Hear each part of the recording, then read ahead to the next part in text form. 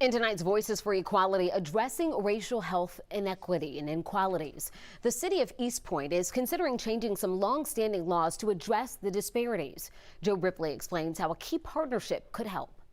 Those are some onions that I'll be planting soon. Tanisio Sanima works his backyard farm, one of several in an initiative he hopes can grow urban farming and food access in minority communities. People are going to grocery stores and they're seeing much emptier shelves, and yet here we are in an ag state, as Georgia is, and we can take advantage of this opportunity to shape policy that can help people grow their food right in the area that they're at. A lack of food access, affordable housing, and transportation all represent some of the major health inequities for people of color, according to Megan Douglas with Morehouse School of Medicine. Black Georgians specifically have higher rates of chronic illnesses like diabetes, asthma, cancer rates. But a new partnership and new funding is aiming to address those inequities. Morehouse School of Medicine is one of 6 recipients of this specific funding from the U.S. Department of Health and Human Services Office of Minority Health. It will work with the city of East Point and receive up to $1.1 million over up to 3 years. So the focus on housing,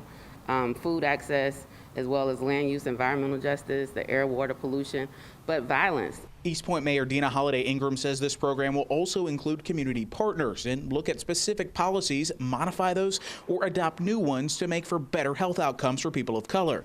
She says this partnership can serve as a model. There are communities like us all across this country that it is possible to advance equity and make equity more than a cliche, to really make sure for us that we leave no East Pointer behind. And make life better overall for East Point residents like Robin Bussey. You can do things on an individual or programmatic level, but until, there's wide sweeping policy and systems change, then, we're not going to see any movement. In East Point, Joe Ripley, 11 Alive News.